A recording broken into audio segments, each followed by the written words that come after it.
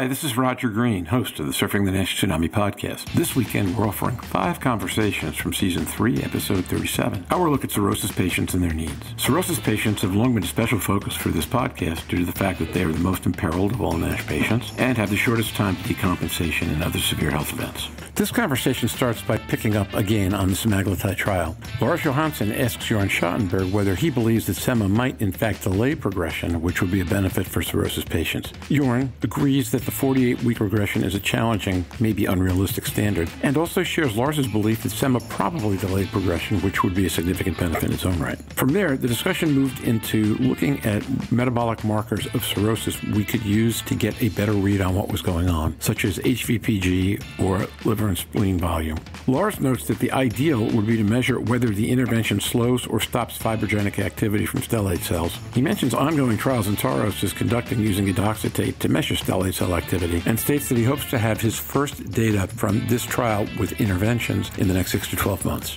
In the absence of new drugs, this conversation focuses on the pincer movement of improving patient communication and engagement on one flank and producing superior disease models, liquid biomarkers, and new drugs on the other. The interplay of the two sets of needs creates an interesting dynamic in its own right. So sit back, listen, enjoy, learn, and when you're done, join the dialogue on our LinkedIn discussion group.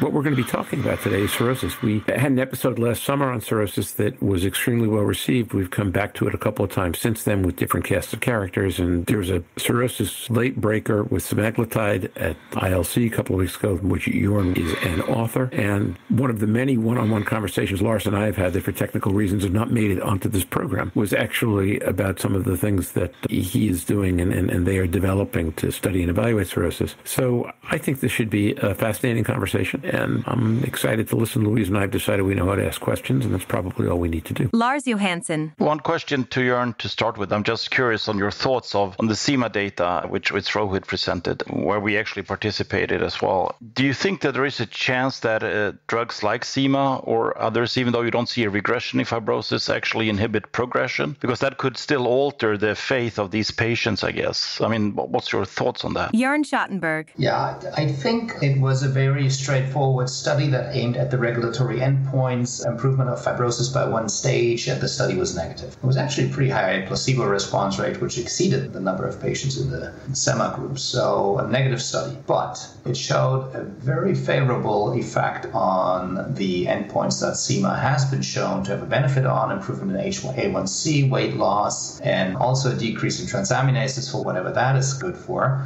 But I would say that, yes, it was safe. It has benefit for the patient. It was a negative study in terms of the primary endpoint. You cannot reverse cirrhosis in that time frame studied. But this is where I think your expertise and knowledge comes in, because I'd like to understand what changes in these patients. And there are early signs of portal hypertension that might be reversed. We've been seeing some data on spleen and liver size. I'm sure blood volume could be measured and assessed, and I know the two of us discussed this previously, and I'd be very much interested to learn how that was affected in this type of trial. Bottom line for me, I think it might take a little longer to actually show regression of cirrhosis, but even if they stabilize those patients, that would be a benefit in terms of using these type of drugs. Yeah, I agree. I think we don't know, obviously, if it inhibits progression or not, but I think there could be early signs that we could look at, like the subclinical signs of portal hypertension. I mean, these patients, typically, if you look at these, they don't suffer from splenomegaly, but they have increased spleen volumes. That's what we've seen. We see that they're typically in the order, if you go from an F1, you see increased spleen volumes of 20-30%. Now, to call it splenomegaly, you need to go to, it's pretty much like 3 times the normal spleen before we call it splenomegaly. So it's 300% increase. But as we go up, we see very clear increases in spleen volumes and as signs of early increase in portal pressure. And if you can show that you're reducing that, and you most likely have done something good to the patient, but exactly how that translates into future events, we don't know yet. It's still too early to say, but it's definitely indicative of an improved situation on portal pressure, but it could also be reduced inflammation that hasn't yet translated into reduction in fibrosis. Some of the studies done with the bypass, they show it takes many, many years to regress fibrosis. So in a metabolic situation, such as, or improvement such as you get with the GLP-1s, you may not see regression in fibrosis in that time frame. So, question to Lars and Jörn and Louise, actually. Short of regressing fibrosis, what are the measures that you could look at that would tell you whether we're having a better effect for the patient? What were we looking to stabilize? And are there actually metrics that you might hope to reverse even before you saw regression in fibrosis that would tell you that the patient's quality of life or prospects for long-term health were better? Here are my thoughts. As I mentioned, in the SEMA-4 trial, there was a lot of improvement in metabolic parameters, which are beneficial for the patients. But you're thinking of liver endpoints and liver benefits. So one of the measures that's clearly been linked to outcome and that has also been accepted as surrogate for drug approval by the regulators is HVPG, which assesses portal hypertension. And Lars, you mentioned this as something that could be non-invasively assessed. My understanding and knowledge, it has not been valid. So any non-invasive technique has been validated to meet HVPG, to correlate with it. But if we improve early signs of portal hypertension, improve portal or decrease portal pressure, even in the area where it's not clinical significant portal hypertension yet, and that's, when we're approaching end-stage disease and talking about varices, bleeding, ascites, even if we improve portal pressure in that preclinical stage, I'm convinced this is a benefit for the patient. As you rightfully said, I think it's a combination of both metabolically driven inflammation and the amount of collagen in the liver and the remodeling that's been going on with MR technologies. And maybe you can educate us again, what's the current state of the art in that context that could be used to assess we could be simply talking liver size, but also blood flow to and from the liver. And these aspects should be translating into benefit for the patient and as far as I understand this disease. I agree with you, Jörn, and I think the good thing is that this patient population in the compensated cirrhosis is still not that bad in terms of other effects. I mean, you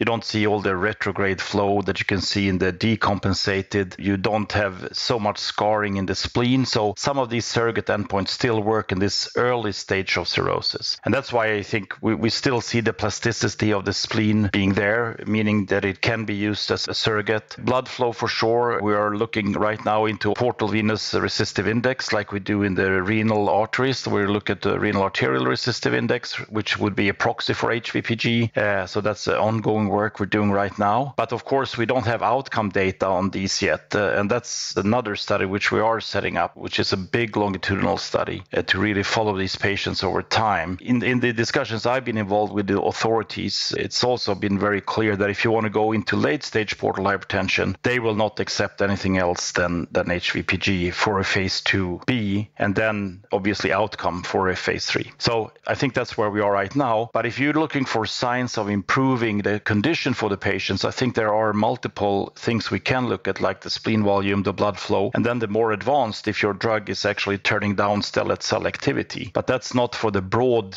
studies because it's too complicated, but it will give you an indication whether you're actually turning down stellate cell activation, which we also can start to look at. But that's with PET, not with MRI. So it's not scalable to large clinical trials. That is very interesting, and I know Roger has something to say about that because we've had Neil Henderson and Scott Friedman on here regularly detailing on some of the technologies that could be used to turn off stellate cells. Before I hand it over to Roger, I wanted to reflect on, your study you're setting up with long-term outcome. You remember, if you have compensated cirrhosis or you're looking at the population like the simtuzumab trials that were negative from Gilead, you have a relevant event rate, and you might not need that long outcome study to show in these patients that your diagnostic test in a advanced population is linked to clinical outcomes. That's a good point. And that's why I also think it's really interesting to see what is happening, even though we may take away the driver, but I'm coming back to the semaglutide data, which you mentioned again, because it could be that we just turn down activation of hepatic stellate cells, but it doesn't mean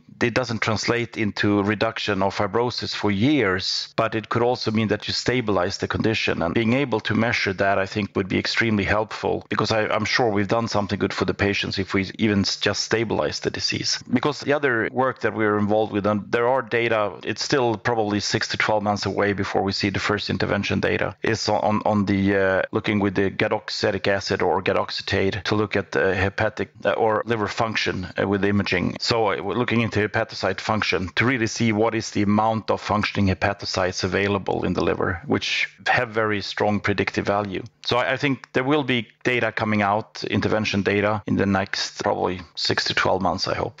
So, Lars, a really naive question about that. Is there any reason that data should produce better or worse in a cirrhotic, say a compensated cirrhotic patient than somebody with F2 or F3 fibrosis? Or we're really looking at the same thing, it's just a question of what your baseline is and where you are in the disease? I think the data on that technique is actually all coming from compensated and decompensated cirrhosis. So there's not that much data in the early stage fibrosis. I would actually turn the question around and say we don't know how well it performs in early stage fibrosis. And now, back to Roger. We hope you've enjoyed this recording. If you have any questions or comments about the content of this conversation or the entire episode, please send an email to questions@surfingthenash.com. We'll be back next week with a new episode of Surfing the NASH Tsunami on Wednesday, July 27th. Until then, stay safe, surf on, and we'll see you on the podcast. Bye-bye now.